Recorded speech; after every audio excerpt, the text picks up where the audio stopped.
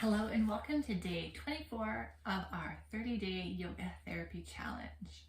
We're going to start our practice today using the surface of a chair. You can use a bench or a couch, anything that you can bring your forearms onto. And then if you need some padding for your knees, I'm just going to use some yoga jellies because that's what I have, but a blanket or a towel will do just fine. So we're going to come onto all fours. Forearms on the surface of the chair, knees hip distance apart. We'll just pause here for a moment, settling, let the belly relax, gentle breath. And begin to orient yourself to your spine, sensing from your tailbone all the way up to the base of your skull. And we're going to keep our spine neutral, and we're going to move around the shoulder joint and the hip joint. And the movement is this, moving back through the hips. So if you were to have your fingers in the hip crease, the angle is getting smaller, and then the angle at your shoulder is getting wider. And then the hips are going to start to bring you back to the start, and our shoulder angle is getting smaller, and our hip crease angle is getting wider. And we're just gently going to go slow. But we're going to rock back and forth. I want you to start to get a sense of what it feels like to move through your hip and through your shoulder at the same time. If you sense that your spine is arching or rounding, just come back, reset, and go a little bit smaller. Breathing with ease.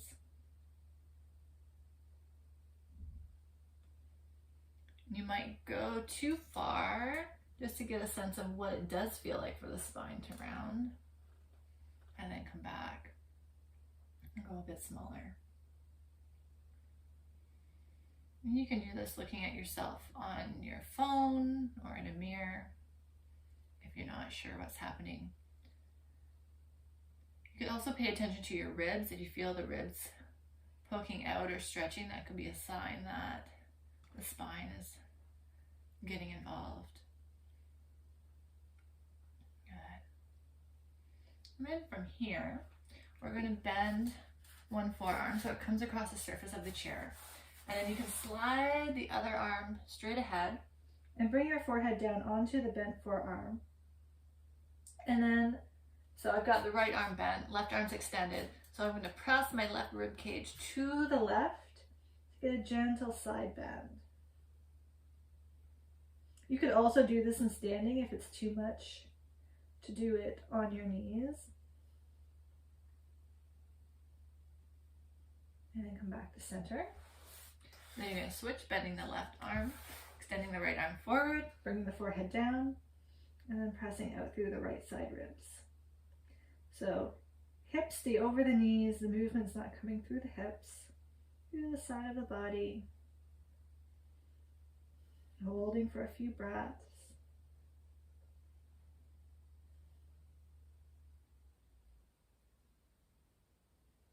And then coming back to center and slowly lifting yourself back up. Then from here, sorry my head is off the screen, I'm going to tuck the toes. I'm going to take my socks off so I don't slide. Tuck your toes under. Hold on to the edges of the chair, or you can press your palms down into the chair and just press the hands down, and maybe as if you're going to start to lift your knees, and notice how your abdomen fires up without having to engage it. And so maybe you just play here, pressing the hands as if you're going to lift the knees, and just feel that connection between your hips, your ribs, and your shoulders. And then maybe you start to lift the knees. But I don't want you to do anything funky with your back or your spine.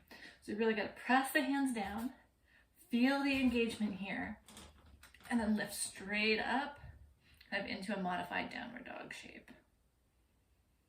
And move slow with control, coming back down. So that's the hard part, is the control part. Usually we can just find a way to bend our elbows or arch our back or squeeze our blades together, or lean forward to lift those knees. But see if you can keep the arms straight and recruit through the abdomen. So we're not actively engaging and then lifting. It just happens if there's a connection. So if you're not connected, just work at building that strength. Maybe it's just a tiny little move towards lifting the knees. If you're okay with bringing your hands onto the floor, we can move from here. Just start by doing the same rocking motion that you experienced on the chair. So if it doesn't feel good to have the hands on the floor, if that's too much load coming down, that's why I suggested using the chair, and you can do that again. And again, see if you can keep a neutral spine. And then we'll come back into that side bend. This time, left forearm comes down onto the floor. Stretch the right arm forward, bring the forehead down onto your left forearm, and press out through your right side ribs. So we're doing the same stretch, just a different orientation. So you can choose the one that works the best for you, either on the floor or on the chair. And then come back to center, come back up. Coming down onto the right forearm. So if I had a mat under me, my elbow would be at the edge of the mat. And the other arm extends forward. Keep the elbow lifted. And then press it through your armpit. So we're not twisting, we're just doing a lateral side movement. Stretching through the left side this time.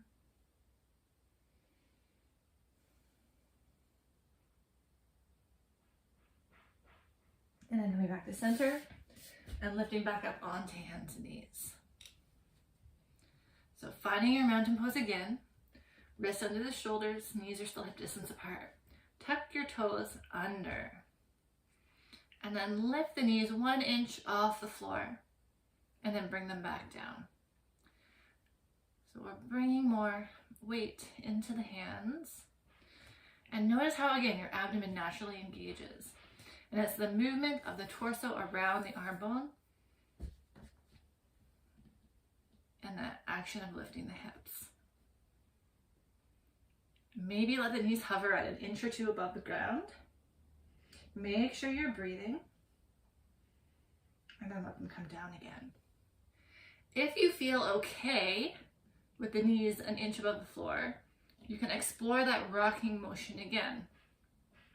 And again, the position of the knees don't change. They don't come higher, they don't come lower. We're just again moving through the hip and the shoulder, neutral spine. And then come down to rest when you need to. Let's try it again. Knees lift. Maybe you just explore this, lift and lower. Maybe you add the rocking, looking down between the hands. And then rest. So know that you can do any of these options, right? The rocking, exploring the knee lifting and holding, the knee lifting and rocking, and maybe you move on to lifting the knees. Pause for a moment. Then we're going to keep lifting the hips. Torso keeps moving around the head of the arm bones, keeping a neutral spine, moving towards a downward dog shape. Going only as far as the spine stays neutral. And with the same control and coordination, starting to lower the hips. As the hips lower, the knees come back down onto the floor. So we're not changing anything except for the height of the hips. The shape of the legs more or less stay the same. The angle of the shoulders change as the hips lift. So explore moving in and out of this modified downward dog shape.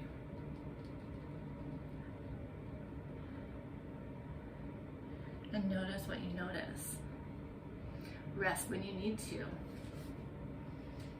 So we'll give you another moment or two to keep exploring whichever variation you are doing. All right. So finish up. I'm going to move my camera so we can go on to the next part. All right, is this gonna work? Okay.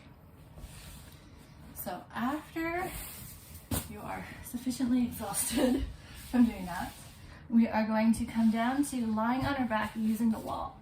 But this time we're not going to get too close. We want to be able to bring the soles of the feet against the wall where the knees are directly over the hips.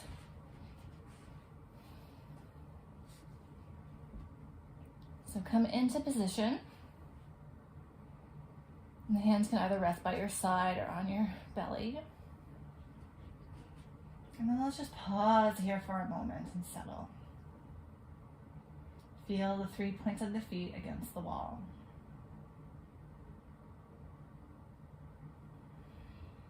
Notice your breath.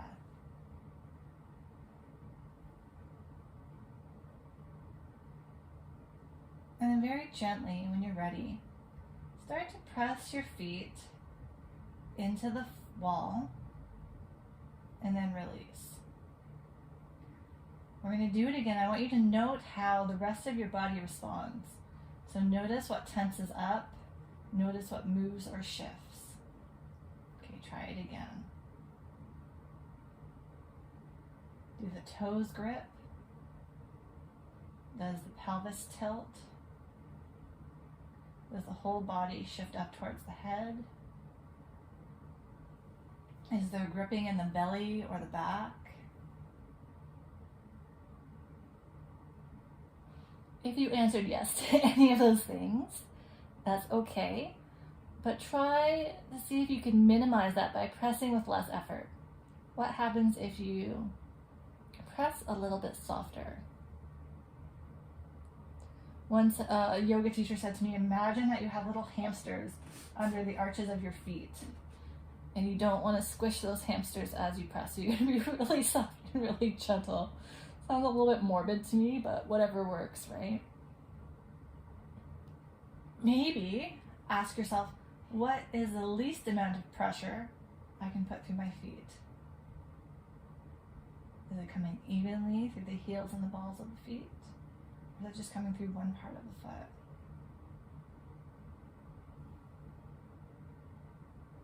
And then let that relax. Now we're going to lift the left thigh as if there was like a string on your thigh, and you're just going to boop, pull it away from the wall. So your foot comes away from the wall. And then you're going to extend the left arm and press the hand into the knee. If your arms aren't quite long enough, you can bring a block between your knee and your hand and press the hand into the leg. But the knee stays over the hip. Okay, so there's a resistance here. The knee and the hand pressed together. And then notice where you feel the work. Probably feel something in your abdomen.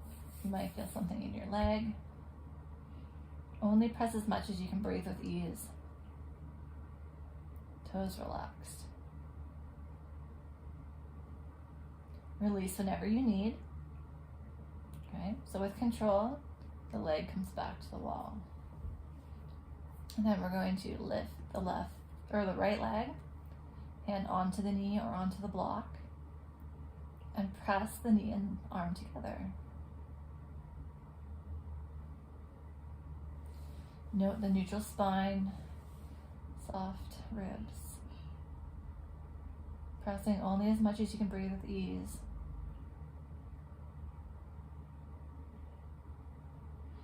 And then let the foot come back to the wall. Let's try the left side again.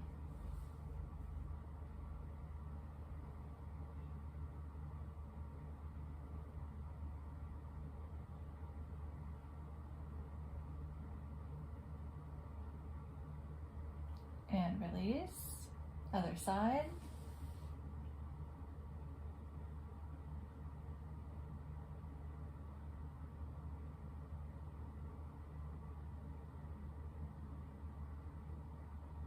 And then release. Now we're going to bring the left leg away from the wall again. But this time you're going to take the right arm across the body and press the knee and hand together. Only as much as the pelvis doesn't wobble, and you can breathe with ease. Know that you can always release at any time, increasing over time the amount of length you hold it for. Notice which part of your abdomen engages, and then release. Right leg, left arm.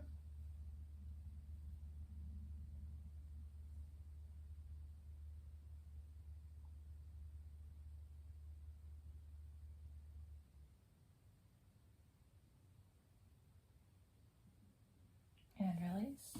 Let's do each side one more time. Left knee, right hand.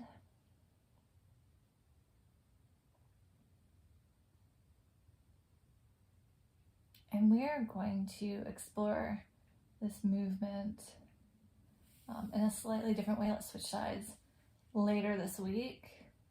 We'll do it away from the wall as well, but I wanted to share it with the feet on the wall because this is a good place to start. Having the support of the wall takes a little bit of load out of the legs and out of the hips, and can feel better for the upper body. And then let the foot release to the wall. Now again, settle. And then explore evenly pressing both feet into the wall without any extraneous tension or body shifting up. I know for me now, I have much more awareness in my legs, and the effort's kind of coming through my legs into my feet, and the upper body is much more relaxed and much more still. And I'm not braced, I'm not gripping, I'm breathing with ease. So when I say breathing with ease, the breath is just flowing. There's no breath holding, and there's no quickening of the breath. A couple more.